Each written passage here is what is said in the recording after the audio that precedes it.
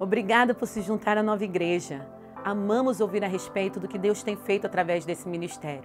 Então conte-nos sua história. Mande um e-mail para contato@novaig.com.br. Se você deseja contribuir financeiramente com esse trabalho, para que possamos alcançar mais e mais vidas, faça uma doação em novaig.com.br/doe. E não deixe de conferir nossa loja online. Lá você encontra produtos da Nova que certamente irão abençoar a sua vida. Visite-nos em novaig.com.br/loja. Esperamos que essa mensagem te abençoe.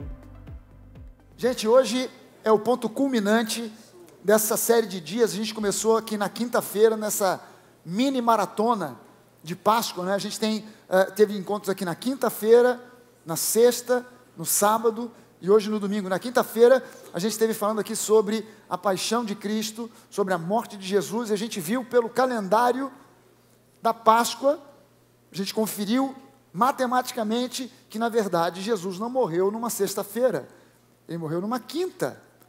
E é aí que você faz sentido 3 noites e 3 dias. Jesus disse que assim como Jonas passou 3 noites e 3 dias no ventre do peixe, no coração do mar, o Filho do Homem iria morrer, ser sepultado e passar 3 noites e 3 dias no coração da terra.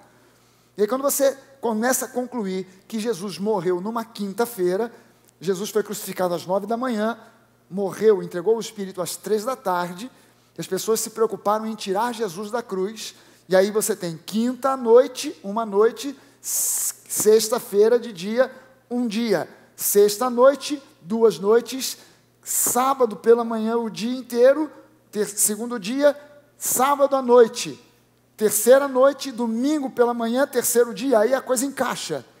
O problema é que, como a Bíblia diz que as pessoas quiseram tirar rápido o corpo de Jesus da cruz, porque no dia seguinte era sábado, aí pensam que estavam falando da sexta-feira, só que elas não sacaram que em Israel, quando você tem uma celebração religiosa qualquer, como Páscoa, Pentecostes, Tabernáculo, qualquer feriado religioso em Israel, é um sábado, é Shabat.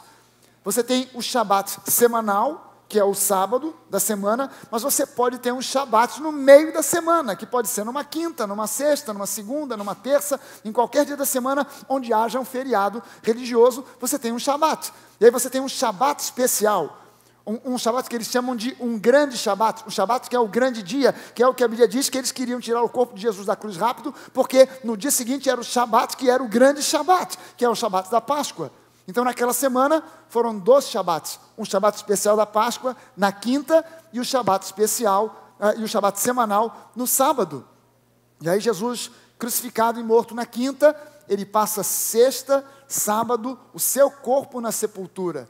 Mas em espírito a Bíblia diz que ele fez uma visita ao Sheol, ou Hades, o lugar dos mortos, onde ele foi anunciar para aqueles que morreram crendo nas promessas, aqueles que eram herdeiros de Abraão, aqueles que morreram crendo, descendentes de Abraão, que creram, e também aqueles que não eram, de repente, descendentes de Abraão, como era o caso, por exemplo, de Ruth, que era uma moabita, eu ia falar midianita, que era uma moabita, mas que acabou sendo inserida na família de Deus por causa de Boaz.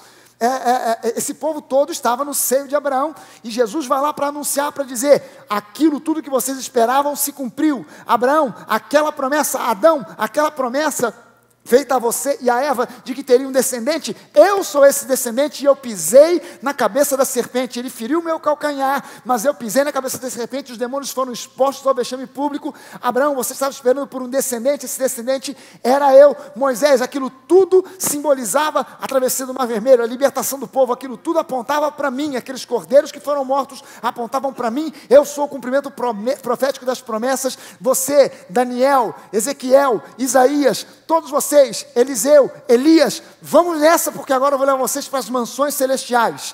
E Jesus inaugurou uma nova época, um novo tempo, uma nova era, o tempo agora da nova aliança. E ele agora é chamado de primogênito de entre os mortos. Primogênito é primeiro a nascer, primogênito nascido. Jesus não foi o primeiro a ressuscitar. Antes dele, muita gente ressuscitou. Lázaro ressuscitou antes de Jesus, né? Aquela menina, Tabita, né, ressuscitou antes de Jesus. E até no Antigo Testamento, a Bíblia diz que quando Eliseu morreu, pegaram o corpo de Eliseu, foram jogar numa cova, onde já tinha um cadáver. Quando o corpo de Eliseu bateu em cima do cadáver, o cadáver ressuscitou, e a galera vazou. Então muita gente já tinha ressuscitado antes de Jesus ressuscitar. Ele não foi o primeiro a ressuscitar. Mas por que a Bíblia chama ele de primogênito diante dos mortos? Porque ele foi o primeiro a experimentar o novo tempo do novo nascimento, que é o que nós somos hoje. Nós viemos só atrás na fila. Ele abriu a fila, a gente veio atrás. E ele foi o primogênito, nós somos os descendentes, nós somos os herdeiros que vieram após ele e que nós estamos agora desfrutando desse tempo da nova criação, da nova aliança. Amém?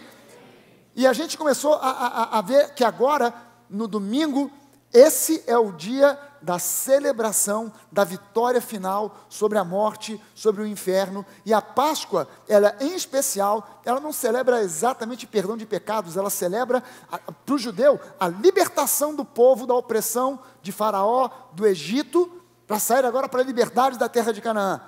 A Páscoa para nós simboliza a libertação de toda a opressão do inferno e do diabo. E você pode levantar uma das suas mãos e dizer: eu sou livre. E diga isso em alto e bom som para o diabo ouvir, para ele saber quem você é. Eu sou livre. Aleluia. Amém. Quanto mais consciente dessa liberdade você é, menos o diabo terá sucesso em oprimir você com enfermidades, com pobreza, com escassez, porque você sabe que você foi livre e essas opressões todas vêm do inferno, mas Jesus já venceu tudo isso quando ele venceu a morte, quando ele ressuscitou. Amém? Por isso a gente está focando nesse título da ressurreição para as ruas da cidade. Sabe, a gente não pode permitir que esse evangelho fique trancafiado entre quatro paredes. Essa palavra de vida, de abundância, de alegria, de paz, ela precisa vazar para fora das paredes da igreja e alcançar os corações das pessoas que estão lá fora num mundo que não tem esperança. No mundo que não tem esperança. Essa palavra precisa chegar até lá. Amém? Esse evangelho puro, genuíno, da graça, da fé, precisa chegar até os ouvidos das pessoas. E o homem, o ser humano, a Páscoa fala de ressurreição, o ser humano sempre sonhou com essa história de saber a origem da vida. Será que é possível trazer um morto de volta, ressuscitar? O ser humano sempre pensou nisso e acabou gerando um livro. Quem é que já viu o filme ou já leu o livro do Frankenstein? Jorge, tu já viu o filme ou leu o livro? O filme, já viu o filme? Quem é que já leu o livro? Olha só, se você não leu o livro do Frankenstein, eu recomendo você ler. É um romance fantástico. Aliás, é considerado o primeiro romance de ficção científica da história. Porque a história foi escrita por uma jovem inglesa, Mary Shelley, que aos 19 anos escreveu esse livro. Um gênio, né? Uma garota com 19 anos escreveu um livro fantástico, desse que é sucesso até hoje. Também ela escreveu um, não escreveu nenhum mais. Foi um só. Aliás, ela foi muito bem, ela até convivia com outros escritores e poetas e tal, mas ela foi muito, muito inteligente de só escrever um, porque foi um sucesso tão grande, que se ela escrevesse um segundo, estava arriscado alguém comparar e dizer: você que não é tão bom. Então ela fez igual o Pelé, saiu enquanto estava no alto, no topo. Né? E ficou só nesse livro aí, que eu acho muito interessante. E a história é que, na verdade, Frankenstein não é um monstro. A gente chama o monstro de Frankenstein, ele não é o Frankenstein. O Frankenstein era o cientista maluco que resolveu ajuntar um monte de pedaços de cadáveres para ver se conseguia trazer vida da morte. Então ele começa a cavucar a sepultura, pega braço de um, perna de outro, tronco de outro, cabeça de outro, para juntar aquilo tudo, costura aquilo tudo, e ele bola uma máquina enorme, aonde vai receber ele tem que ter um dia de tempestade, com raios, para que aqueles raios caíssem ali na máquina, num para-raio, para energizar o monstro. O filme é mais ou menos o seguinte: para você ter uma ideia bem pictórica, gostou da palavra? Pictórica. Para você ter assim uma imagem, deixa eu encenar a cena aqui para você. Vou pegar aqui o meu monstro Frankenstein. Jorge, vem cá.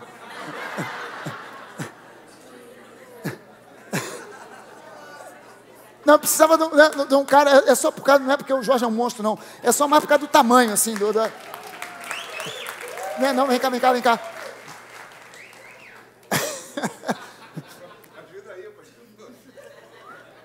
Estamos aqui na máquina que vai ressuscitar o morto. Deita aí, Jorge. Está lá o monstro. Está lá o monstro ressuscitado. A minha experiência!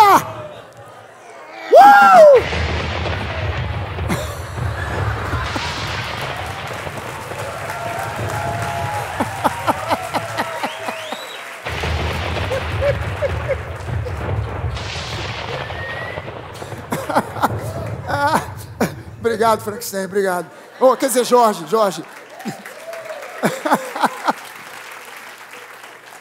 And the Oscar for Best Actor goes to George Daltrey.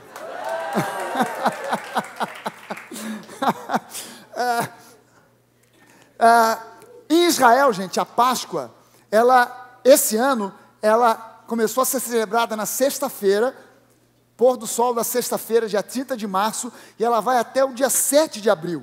Pessoal, na cultura judaica, há por ordenança bíblica da Torá, ela é um pouco mais comprida do que a Páscoa cristã. A gente para no domingo só por uma razão, porque no domingo Jesus concluiu a coisa toda, ele venceu a morte, ele ressuscitou. Amém? E hoje é esse dia de celebração dessa vitória de Jesus sobre a morte. A festa do Pessah, que é o nome da Páscoa no aramaico, celebra, na verdade, a libertação dos judeus da escravidão do Egito. Não é uma festa que celebra o perdão. O perdão é celebrado no dia do Yom Kippur, que é o final do ano, a virada do ano novo, é quando se celebra o perdão pleno dos pecados. A Páscoa, ela celebra a libertação da opressão do Egito.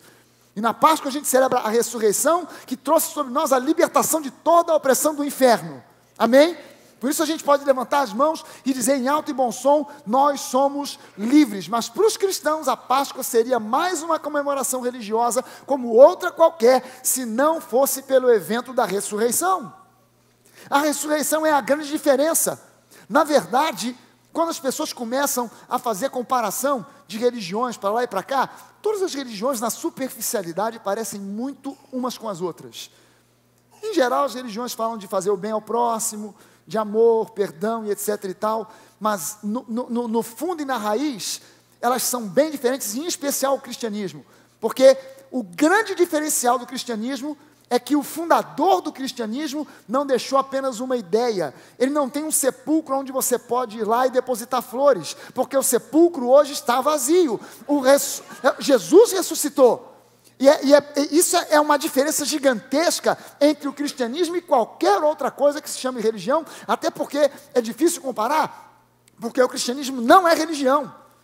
Religião é o que o homem faz para alcançar Deus. Acende vela, apaga vela, bota essa roupa, aquela roupa, obedece esse ritual, essa lista de mandamentos e ordenanças. Isso é religião. O que o cristianismo é aquilo que Deus fez para alcançar a cada um de nós. Quem rasgou o véu não foi o homem indo lá no santuário e rasgando de baixo para cima, mas o próprio Deus é que rasgou o véu de cima para baixo. Não fomos nós que entramos no santuário, foi Ele que saiu de lá para vir até nós. Foi Ele que nos alcançou, foi Ele que nos encontrou do lado de fora, amém? E nos trouxe para a sua presença, para perto dEle, amém, gente? Nós éramos aqueles que estávamos afastados, sem Deus, nesse mundo sem esperança. Ele nos alcançou e Ele fez de nós novas criaturas. A Páscoa, ela se torna então a data mais importante do calendário cristão, muito mais do que Natal, porque Jesus, Ele é o cumprimento profético daqueles cordeiros que foram mortos como sacrifício pela primeira vez lá no Egito, o povo de Israel debaixo do comando de Moisés, e subsequentemente durante todo ano, a cada ano, no templo de Jerusalém. Ele foi o nosso Cordeiro Pascal, o Cordeiro de Deus que tira o pecado do mundo, é Jesus. Ele foi o cumprimento de todas essas profecias e Ele nos redime de toda a escravidão espiritual. Sabe, o problema é que os cristãos, na sua grande maioria, perderam o foco da festa. Na grande maioria das igrejas, os cristãos perderam o foco do que significa a Páscoa. E na grande maioria das igrejas se foca na morte. O foco é a morte.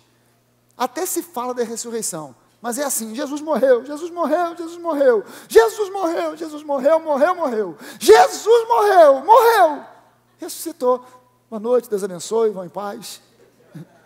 Aí você passa 90% do tempo ouvindo falar de morte, cruz. É lógico que a morte é importante, sem morte não teria ressurreição. Claro, mas o foco da festa não é a morte, é a ressurreição. Amém? Por isso a Páscoa é uma festa, é uma celebração de alegria e não um funeral. Amém, gente? Porque Jesus ressuscitou. A morte de Jesus na cruz foi só o preâmbulo, foi só o átrio, foi só o início no mais fantástico evento de toda a história da humanidade, sem o qual todos os eventos anteriores, desde o nascimento de Jesus até a sua morte e sepultamento, perderiam por completo o seu significado, o seu sentido. Se Jesus tivesse nascido, vivido, feito até milagres e morrido, mas não tivesse ressuscitado, a nossa fé seria vã. Todo o resto anterior à ressurreição perderia por completo o sentido. Aliás, o apóstolo Paulo fala sobre isso em 1 Coríntios 15, nos versículos de 12 a 14, ele diz: ora, se é corrente pregar-se que Cristo ressuscitou de entre os mortos, como, pois, afirmam alguns dentre vós que não há ressurreição de mortos? Era um problema que estava afetando a igreja de Corinto. Algumas pessoas que vinham dizendo: que esse negócio de ressurreição? Vocês estão malucos? Que isso? Ninguém volta dos mortos. Quem morreu, morreu, acabou. Não existe esse negócio. E a igreja estava sendo influenciada por esse tipo de pensamento. E ele diz: como é que estão, se a gente tem pregado ressurreição, como é que vocês estão acreditando aí nos outros que estão dizendo que não há ressurreição? E se não há ressurreição de mortos, então Cristo não ressuscitou. E se Cristo não ressuscitou, é vã a nossa pregação e vã a nossa fé. Sem a ressurreição, a igreja é um ajuntamento de gente que não é diferente de um clube, de uma sociedade ou qualquer coisa semelhante. O apóstolo Paulo chega a dizer que se Cristo não ressuscitou, é melhor a gente ir para o mundo, comer, beber, porque afinal de contas daqui a pouco a gente vai morrer mesmo. Então vamos meter o pé na jaca. Mas ele está dizendo, se Cristo não ressuscitou, então a nossa fé é vã. Aí depois, no mesmo capítulo, nos versículos 19 e 20, ele diz: se a nossa esperança em Cristo se limita apenas a esta vida, nós somos os mais infelizes de todos os homens. Mas, de fato, Cristo ressuscitou de entre os mortos, sendo Ele as primícias dos que dormem, ou seja, o primogênito de entre os mortos. O primeiro a inaugurar, a abrir, a experimentar o novo nascimento. A maioria das pessoas hoje vê na Páscoa uma festa confusa, onde um certo coelhinho traz ovos de chocolate para as crianças, embora a Bíblia não fale nada sobre coelhos, que sequer é um bicho que põe ovos. Eu comecei a fazer essa pergunta: da onde veio essa história de coelho e ovo na Páscoa? É porque, na verdade, ao longo dos séculos, algumas tradições europeias foram sendo incorporadas à festa da Páscoa, assim como acontece com o Natal. O Papai Noel é uma tradição europeia, não é uma tradição do Natal em si, mas é uma tradição europeia que foi sendo incorporada, e na Páscoa aconteceu a mesma coisa. E aí eu fui tentar pesquisar no Dr. Google, como todo mundo faz, né? O pessoal pesquisa no Google desde como pregar um prego, até o que significa esses sintomas que eu estou tendo. Estou com uma ponta de febre e uma dor no pé esquerdo. Google, febre, pé esquerdo. Eu estou quase morrendo. É câncer, é tuberculose em último grau e tal. Não, esquece o Google para medicina. Vai para o médico que dá mais certo. Mas eu fui no Google e aí eu descobri sobre essa história do coelho. Primeiro eu fui ver sobre o coelho. E aí eu descobri uma coisa que eu nunca tinha visto, acho que vocês nunca ouviram falar dessa tradição, mas o autor disse que é uma tradição. Provavelmente essa tradição foi criada ontem, mas para ele já é uma tradição. E ele disse o seguinte, que a história do coelho, há uma tradição que diz que quando Jesus morreu e foi ser colocado no sepulcro, um coelho desavisado entrou lá dentro, fecharam a porta, o coelho ficou lá, até que Jesus ressuscitou, a pedra rolou e o coelho saiu vazado, e foi avisar para as crianças do mundo que Jesus ressuscitou. Tu já imagina a sua situação do coelho, entrou ali dentro meio desavisado, e fecharam a porta, deixa eu sair e tal. Ficou 3 dias trancado lá dentro, até que alguém veio, abriu a porta, ele vazou para contar para os outros, Jesus ressuscitou. Foi o primeiro testemunho da ressurreição. Quem foi? Foi um coelho. Eu não sei de onde saiu essa história, eu nunca tinha ouvido isso aí, mas pelo menos botaram. Mas na verdade o coelho, a tradição do coelho na Páscoa é porque o coelho, por se reproduzir demais, fala de vida, porque coelho é um bicho que se reproduz como coelho. Então o coelho acabou entrando como esse símbolo de vida, né, que se renova. E o ovo não é diferente. O ovo ele tem esse simbolismo de vida, de renovação de vida. E inclusive na Páscoa judaica, na refeição judaica, na ceia judaica de Páscoa, que é o Seder. O Seder, no prato do Seder, todo mundo tem um prato na festa judaica, numa família judaica, você senta na mesa, todo mundo tem um prato onde tem esses elementos como uma perna ou um braço, um pedaço de cordeiro, com a carne do cordeiro, você tem ervas amargas, e você tem um ovo cozido. Tem um ovo cozido lá, no meio da história. Esse ovo não tem nada a ver com Moisés. Esse ovo aí entrou como uma tradição que fala da renovação, da vida e tal, mas é um ovo cozido. Eu prefiro ainda o de chocolate.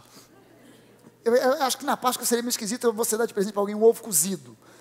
A não ser que fosse um ovo daqueles cor-de-rosa de botequim. Que é uma coisa que está desaparecendo, não tem mais, mas aquele ovo cozido, gente, aquilo ali não tem igual. Aquele ovo com a Coca-Cola. Nossa. Eu não sei por que aquele ovo é diferente. Ovo é ovo, é cozido, não tem tempero, mas é diferente. Paulinho, tu já comeu aquele ovo cor-de-rosa? Não é diferente? Não é igual o que a gente faz em casa. Fica diferente. Mas botequim está sumindo também, né, gente? Botequim não está tendo mais ovo cor-de-rosa e azul, agora é a realidade só em casa com anilina na água. Então, mas o ovo fala sobre essa questão de vida renovada. O apóstolo Paulo ele nos afirma que no tempo em que ele escreveu a Epístola aos Coríntios, havia mais de 500 pessoas ainda vivas que testemunhavam ter visto e algumas até mesmo tocado em Jesus após a sua ressurreição. Gente, a ressurreição não é uma lenda que surgiu porque alguns discípulos disseram que viram Jesus ressuscitado. Porque alguém podia perguntar, vem cá, como é que foi essa história aí? Vocês estão dizendo que viram Jesus ressuscitado. Quantos foram? Fomos nós 3. Pedro, Tiago e João. O resto ninguém viu, só nós 3. Como é que foi isso? A gente estava orando lá no jardim do Getsemane, de noite, estava meio escuro, e a gente ouviu um barulho. Aí a gente olhou, tinha uma sombra que passou assim, meio voada, e a gente ouviu eu juro que era uma voz. Tem gente que diz que era só o vento das folhas, das ramas. Eu ouvi, aquela voz dizia assim, estou vivo. Aí eu tenho certeza que era Jesus. Cara, vocês estão viajando. Vocês estavam assim impressionados com aquela coisa toda da morte, querendo que Jesus ressuscitasse mesmo, e vocês ficaram impressionados de noite, no escuro, não viram direito, passou uma sombra, um vento bateu, vocês ouviram uma coisa que vocês acharam que era uma voz dizendo, estou vivo, e na verdade, isso não é nada disso. Não, mas nós vamos escrever, Jesus ressuscitou. Não, o apóstolo Paulo diz aqui que mais de 500 pessoas, você podia procurá-las porque elas ainda estavam vivas naquela época, para testemunhar olhando no seu olho no olho, me diz agora a verdade, você viu Jesus depois que ele morreu ressuscitado? Eu vi, e não só vi, como até toquei nele. Mais de 500 pessoas. Você pode combinar uma mentira com 3, 4 pessoas e ainda assim dá ruim. Mensalão é prova disso, Petrolão também. Um diz uma coisa, outro diz outra. Mas 500 pessoas combinar uma mentira e conseguir levar isso adiante, é ruim demais, não dá. Não tem como. Mais de 500 pessoas podiam testemunhar que viram Jesus ressuscitado. E mais, hoje muitas pessoas duvidam da ressurreição de Jesus, mas elas deviam parar para pensar por um instante que 11 dos apóstolos que ficaram, depois da morte de Judas, da deserção e morte de Judas, dos 11 que ficaram, só João, o apóstolo João, morreu de velhice. Todos os outros, 10, morreram torturados, martirizados por causa da sua fé. Você não acha que na hora do aperto, quando começassem a vir com ferros em brasa, quando viessem com alicates para arrancar a unha, para beliscar e arrancar pedaços de carne, não era mais fácil esses homens salvar a própria pele e dizer, gente, parou a brincadeira, essa história é conversa, Jesus não ressuscitou coisa nenhuma, era só uma história que a gente inventou, eu estou fora, não era mais fácil? Pensa só em Tomé, pensa em Tomé, Tomé que é tido como o discípulo cético, o cara que duvidava de tudo, que foi o único que não viu Jesus ressuscitado, quando ele aparece no domingo. Aí os caras chegam para Tomé e dizem, Tomé, Jesus ressuscitou, nós vimos o mestre. Para com isso, só acredito se eu for lá para ver o cara, se ele aparecer para mim. E tem mais, não quero só ver não, eu tenho que botar o dedo na ferida para ver que é ele mesmo.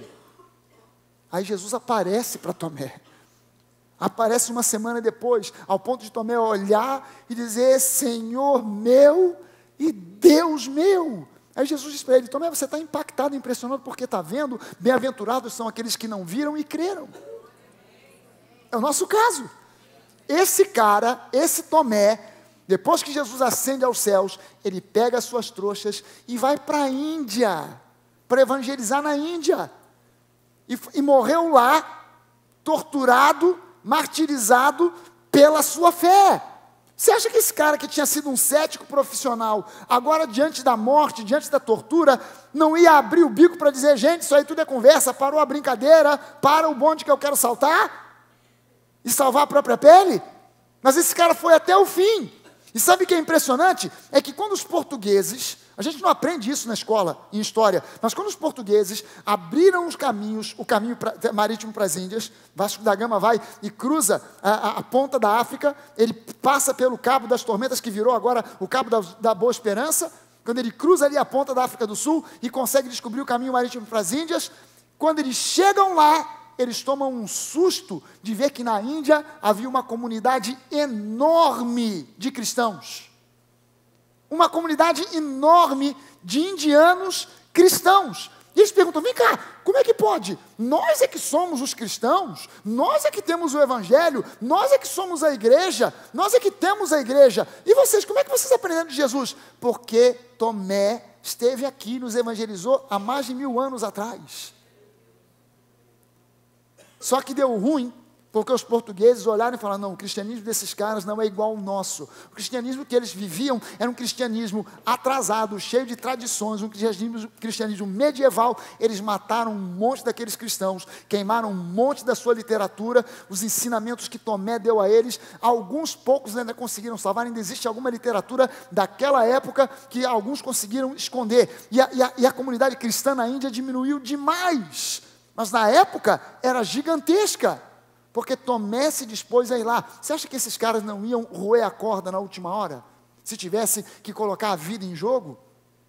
Quando você olha agora para Atos 1, de 1 a 4, olha só o que Lucas, o autor de Atos, o mesmo autor do Evangelho de Lucas, o que ele escreve para a mesma pessoa para quem ele escreveu o Evangelho, tal de Teófilo. Ele começa falando sobre o Evangelho que ele escreveu. Aí ele diz o seguinte, escrevi o primeiro livro, ó Teófilo, relatando todas as coisas que Jesus começou a fazer e a ensinar, até o dia em que, depois de haver dado o mandamento por intermédio do Espírito Santo aos apóstolos que escolhera, foi elevado às alturas. A estes, também depois de ter padecido, ou seja, sofrido, torturado, morto, se apresentou vivo com muitas provas incontestáveis. Presta sua atenção na expressão que Lucas usa aqui, com muitas provas incontestáveis, aparecendo-lhes durante 40 dias e falando das coisas concernentes ao reino de Deus. E comendo com eles, determinou-lhes que não se ausentassem de Jerusalém, mas que esperassem a promessa do Pai, a qual disse ele, de mim ouvistes. Então olha só, eu botei aqui esse 40 dias, em letras maiúsculas, chamando a sua atenção, porque não foi um evento de um dia, num lugar escuro, sombrio, no lusco-fusco, onde eles podem ter confundido uma sombra com Jesus. Não foi isso. Jesus apareceu para esses caras durante 40 dias. 40 dias. Não tem maconha no mundo que dê onda por 40 dias. Esses caras não tinham fumado maconha estragada. Esses caras ficam 40 dias vendo Jesus, conversando com ele, sentando e comendo com Jesus. 40 dias, não foram 2 dias, 1 dia, 3 dias, 40 dias. Por isso que Lucas diz que eram provas incontestáveis. 40 dias conversando com os caras, vendo os caras vendo Jesus face a face. E mais, esse homem que apareceu a eles e que conversou com eles, comeu com eles durante 40 dias, não era apenas alguém muito parecido com Jesus, um sósia, tentando estabelecer aí uma farsa, tentando executar uma farsa. Ah não, isso aí já estava marcado, alguém podia dizer para os apóstolos, mas isso aí já estava, era um jogo de cartas marcadas. Jesus já tinha combinado com esse cara, muito parecido com ele, um sósia, que depois que ele morresse, o cara ia aparecer e dizer, sou eu, Jesus. E vocês, muito impressionados com aquilo, não iam se preocupar em investigar, em ver. Não, era impossível desse cara ser um sósia, só por uma razão. Como é que eles sabiam que não se tratava de um sósia?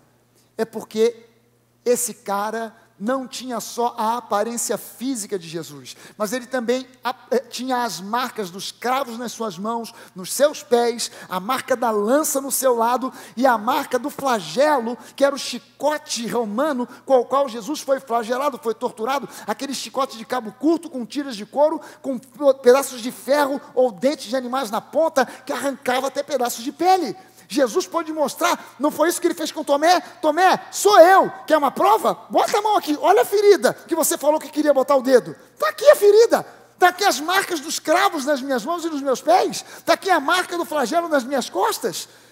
Então, essas eram as provas incontestáveis, não era um sósia, naquele tempo não tinha maquiagem com efeitos especiais, amém? Não era alguém fingindo, eram provas incontestáveis, não um dia ou dois que podia ser confundido com uma alucinação, 40 dias sentando, conversando o dia inteiro, comendo, repassando com eles os ensinos todos que Jesus havia passado para eles durante 3 anos e meio.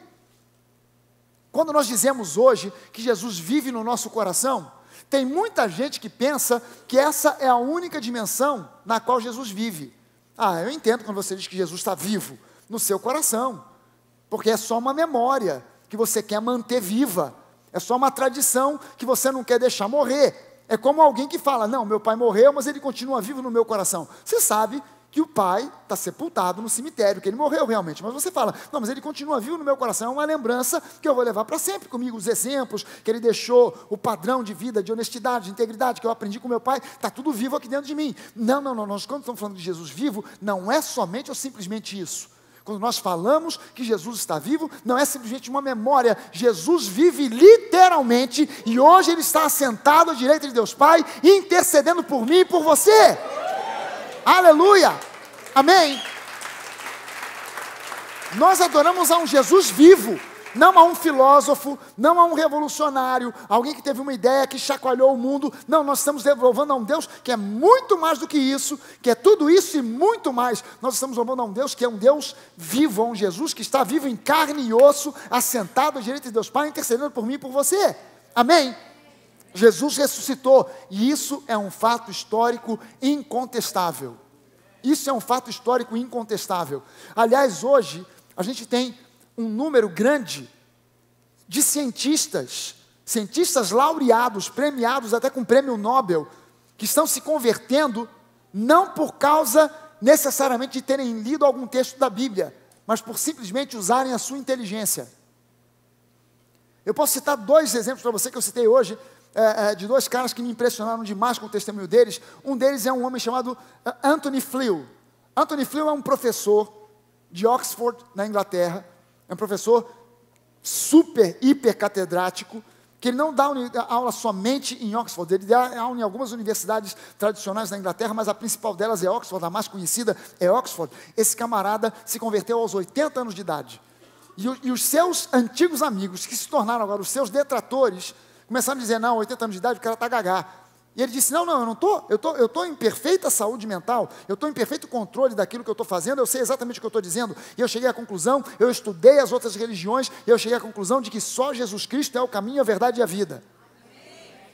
Esse camarada, se você botar no YouTube o nome Anthony, com TH, Anthony Flew, F-L-E-W, você vai encontrar uma série de vídeos dele, na época da incredulidade, debatendo com cristãos, ele defendendo o ateísmo e o cristão defendendo o teísmo. Você vai encontrar, tem alguns debates desses no YouTube. Esse cara se converteu, olha só, a fama que davam a ele antes da conversão era que Anthony Flew era o ateu dos ateus. Tu imagina só o grau de ateísmo desse cara. Não é que ele não acreditasse em Jesus, ele era ateu, ele acreditava que Deus não existe. De repente, esse camarada começou a pensar, raciocinar e refletir, e chegou a uma conclusão: isso tudo que existe por aí é impossível ter vindo do acaso. É claro que alguns outros cientistas deram uma força, como por exemplo, Francis Collins. Quem já ouviu falar de Francis Collins? Todo mundo aqui já ouviu falar, com certeza, só você não está ligando o nome com a pessoa. Esse cara foi o chefe do projeto Genoma, aquele projeto que foi até financiado pelo governo norte-americano para decodificar o DNA humano. Esse camarada, ele era ateu de carteirinha. Ateu de carteirinha. Aí quando ele começou a fazer aquela pesquisa, ele começando envolvido naquela pesquisa, ele de repente se tocou que o DNA, ele está numa fita chamada cromossomo, que é uma fita de quase 2 metros de comprimento, que você tem em cada uma das células do seu corpo. Em cada uma das células do seu corpo, no núcleo dessa célula, tem um bolinho, tem um novelinho enroscado, que é uma fita que, se você esticar, tem quase 2 metros de altura. Se juntar todas as fitas de DNA que você tem em todas as células do seu corpo, deve dar umas 2 ou 3 voltas no planeta. De só um ser humano, só de uma pessoa. Essa fita é uma hélice dupla. São 2 colunas ligadas por pontes. E essas pontes, cada uma delas, são 4 letrinhas só. Só 4 letras. Com essas 4 letras, Deus consegue fazer um alfabeto que no seu DNA está escrito, já está dito, a cor dos seus cabelos, a sua altura, a cor da sua pele, a cor dos seus olhos, o formato do seu rosto, do seu corpo, da sua musculatura, do tipo de musculatura que você vai ter, se é mais uma musculatura de resistência, ou se é de força, ou de velocidade, já está tudo determinado aí dentro. Aí quando o camarada começa a identificar isso tudo, identifica lá se você tem propensão para ter doença cardíaca, doença articular, está tudo codificado lá dentro. Quando esse cara começa a olhar, e de repente ele chega a uma conclusão: caramba, isso aqui tudo é um conjunto, talvez o conjunto mais extenso de informação que existe no universo. Informação é fruto de inteligência, é fruto de design. Informação não é fruto do acaso. Quem é que está usando relógio? Espera aí, levanta a mão quem está de relógio. Dessas pessoas que levantam, quase todo mundo está usando aquele Rolex de 60 mil reais. É importante saber por causa das ofertas e tal, é importante saber. Não, é brincadeira, gente, brincadeira. Não tem nada a ver esse negócio, não. Mas olha só, se alguém chegasse para você e perguntasse, como é que foi feito esse relógio? Você teria a coragem de dizer, olha, isso aqui, pegaram uma peça daqui, outra peça dali, ao acaso. Botaram numa caixa, saculejaram, quando levantou a tampa, estava o relógio lá. Quem é que teria coragem de falar uma imbecilidade dessa? Ninguém teria coragem de falar isso. Aí esse cara, Francis Collins, ele chega a seguinte conclusão: o universo é uma estrutura muitíssimo mais complexa do que um simples relógio. Portanto, não pode ser fruto do acaso, é fruto de design. E design é fruto de planejamento, de inteligência. Aí ele falou, bom, mas religiões, isso aí é aquilo que o pessoal chama de Deus, deixa eu conhecer quem são os deuses. E ele começou a estudar a religião A, B, C, Espiritismo, Hare Krishna, tudo. Aí ele chegou a uma conclusão: a religião mais racional, que faz mais lógica e sentido, é o cristianismo. Se converteu radicalmente, sem que ninguém tivesse colocado uma Bíblia na mão desse cara. Aí outras pessoas estão dizendo, caramba, se o Francis Collins converteu, acho melhor me converter também. Porque o cara é um gênio. E o camarada se converteu, eu não posso ficar para trás. Jesus eu aceito. Em outras palavras, eu estou aqui diante de uma plateia de gênios. E quem está lá fora, dizendo que é ateu, é uma besta quadrada. Você não vai dizer isso para a pessoa, claro. Não é porque você não quer ofender. Você vai pregar em amor e tal. Mas quando a pessoa se converter, você vai dizer, rapaz, eu vou te contar agora a realidade. A Bíblia diz que você era filho do diabo, que você estava ascendendo nesse mundo, e eu te digo, tu eras uma besta. Hoje, aceitar Jesus como seu Senhor e Salvador é sinal de inteligência. É sinal de uma conclusão inteligente. O cristianismo, ele perde a sua força quando se torna ritualístico, quando se torna uma religião cheia de regras, de tradições baseadas nos conceitos e preconceitos humanos, quando substituímos o relacionamento pessoal e transformador com o Deus vivo por mera religiosidade. É aí que a desgraça mora. Quando as pessoas perdem a noção, elas pensam que basta frequentar uma igreja, então agora está tudo resolvido. Não, porque os meus pais são católicos, os meus pais são evangélicos, então eu frequento a igreja. Isso aí é o maior engano do inferno. Não importa se você é membro da Nova, ou de uma igreja batista, presbiteriana, Assembleia de Deus, Universal, não interessa. Cada um precisa de ter um encontro pessoal, chapado de frente com o Deus vivo.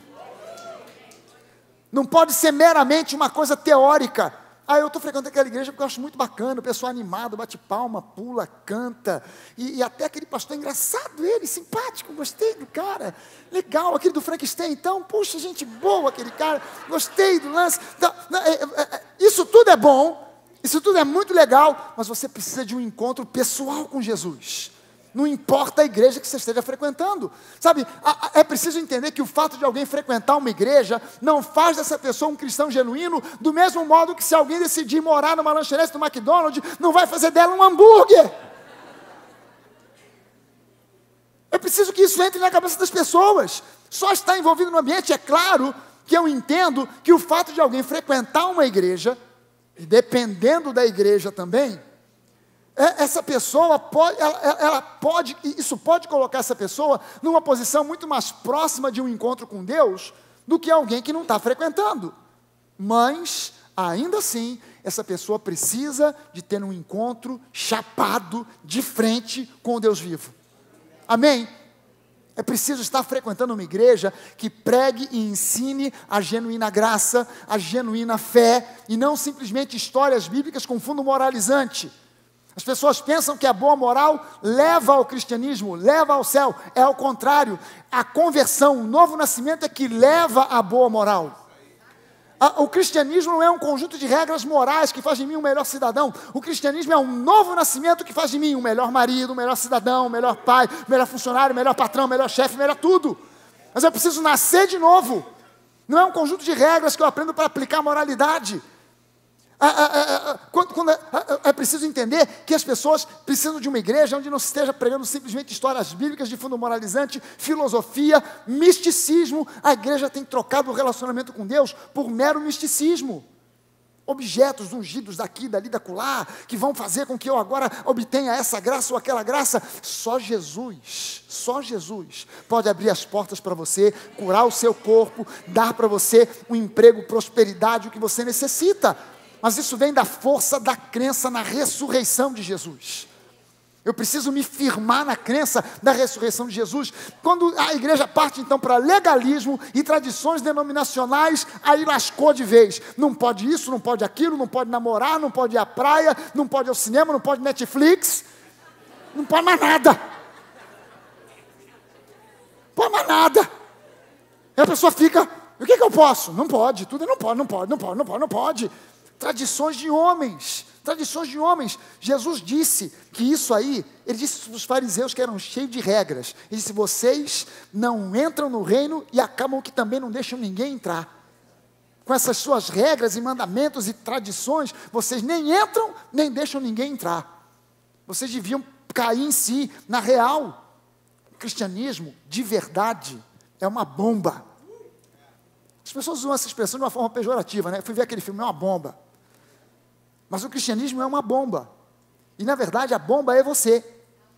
Você está sentado ao lado de um homem ou de uma mulher bomba. Dá uma olhada para o seu lado aí.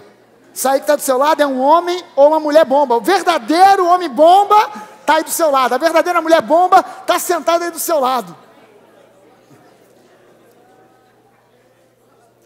Cara, por que eu digo que o cristianismo é como uma bomba? Porque uma bomba, quando ela explode, aonde quer que ela esteja, ela não afeta somente aquele ambiente, aquela casa, aquela sala. Ela envia ondas de impacto que às vezes vão até do outro lado da calçada, que às vezes arrasam a cidade inteira. E o cristianismo é uma bomba muito mais poderosa do que qualquer bomba atômica. Mas o que ele precisa é simplesmente de um homem bomba, de uma mulher bomba, que se disponha a falar do genuíno evangelho, não de tradições, não de regras, mas não é para debater religião, a minha religião é melhor do que a sua, ou você está errado, porque a Bíblia diz nessa doutrina, não sei o que, bababá. Não é debate, é simplesmente mostrar de maneira simples e real, que Jesus é o caminho, a verdade e a vida. Ah, pastor, esse é o problema dos crentes. Esse é o problema dos crentes, são muito radicais. Mas a verdade é que quando esse evangelho é pregado e é recebido de coração, ele detona fortalezas e sofismas mentais e emocionais. Ele detona com mentiras e pensamentos errados. Ele liberta a pessoa de opressões e dos vícios. Ele conserta os maus relacionamentos. O verdadeiro evangelho ajusta mentes e corações. O verdadeiro evangelho revela quem Deus é, quem Jesus é, quem o Espírito Santo de fato é, e revela a nossa nova identidade em Cristo. O verdadeiro evangelho faz isso. Tradições não fazem isso. Tradições não ajustam mentes e corações, pelo contrário, desajustam ainda mais. O verdadeiro evangelho ajusta. Esse é o espírito da Páscoa. Jesus ressuscitou mediante o poder incomensurável do Pai, através da ação do Espírito Santo, e esse poder é o poder que atua agora naqueles que com sinceridade de coração se renderam ao Senhor, reconhecendo que só Jesus é o caminho, a verdade e a vida, e que, conforme Ele mesmo disse, ninguém chega ao Pai se não for através dele. Amém.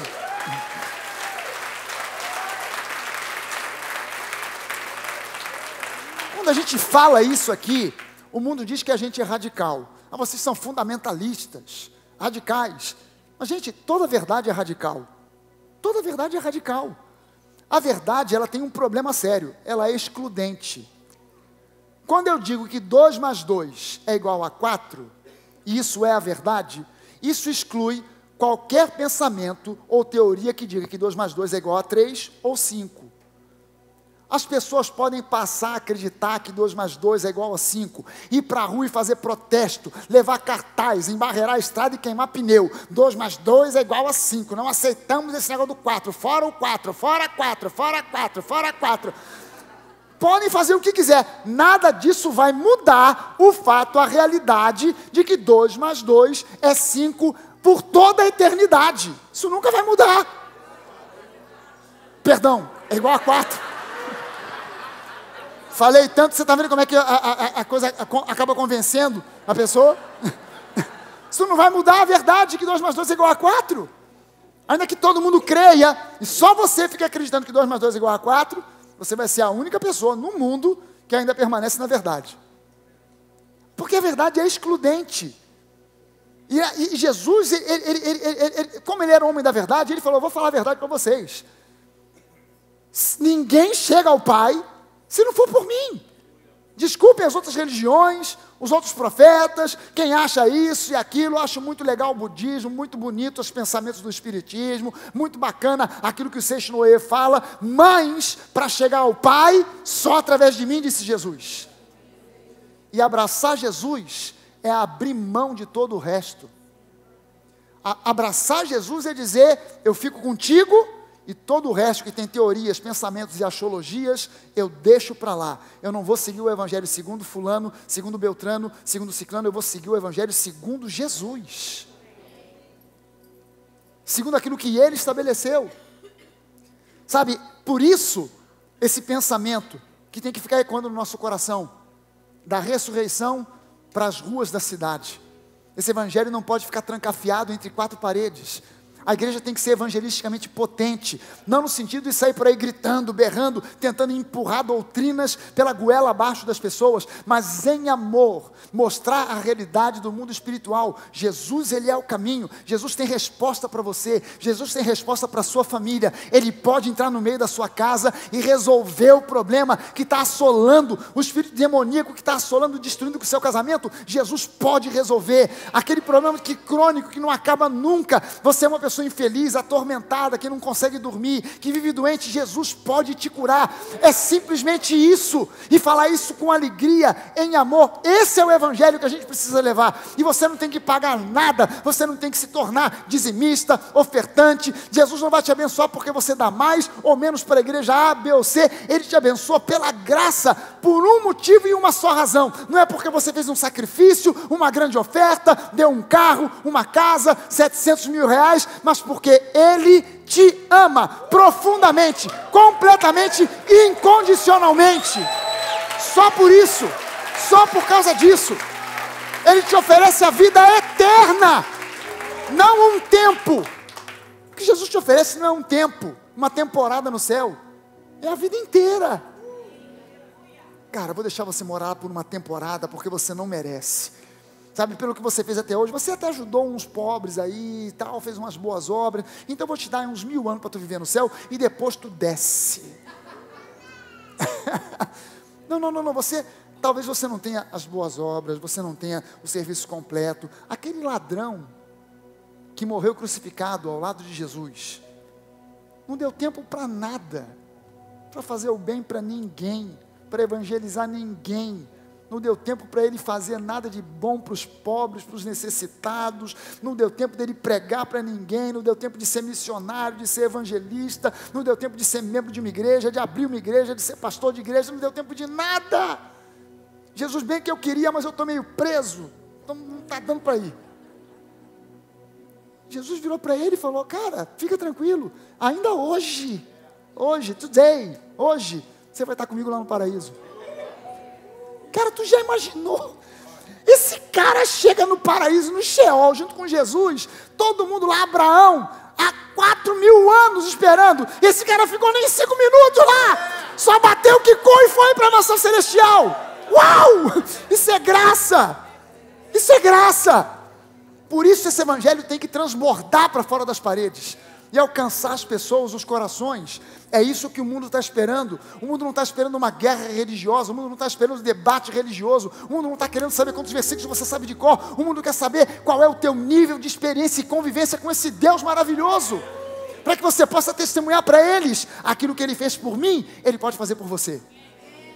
Você sabe que é só por isso que Deus não tira você das enrascadas assim, ó. Ele podia fazer isso, não podia?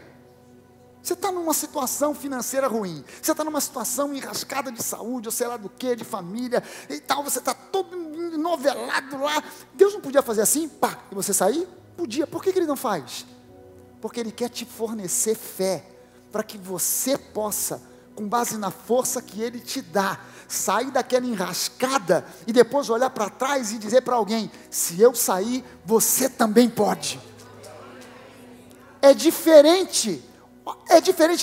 Você vem dirigindo o seu carro, atravessa um na sua frente, você bate e tem um acidente. Deus não podia te arrebatar e você aparecer lá em Paris?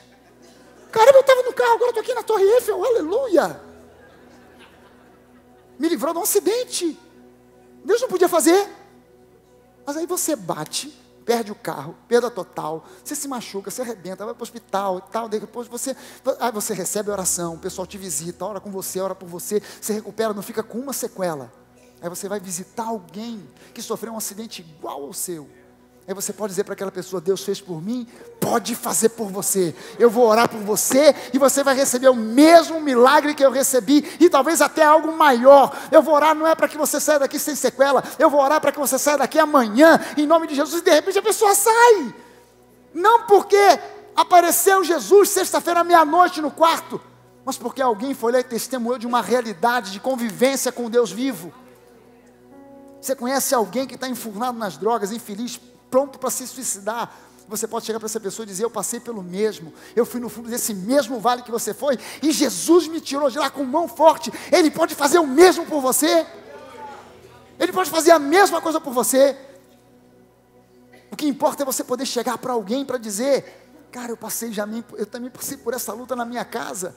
O casamento estava indo para as cucuias, Deus entrou, mudou o coração da minha mulher, o coração dos meus filhos, o meu coração, a família mudou da água para o vinho. Deus pode fazer o mesmo por você. Deixa eu orar por você, cara, deixa eu orar por você. E quando Deus age, isso é um testemunho de que Ele é um Deus vivo. Amém, gente? Vamos ficar de pé.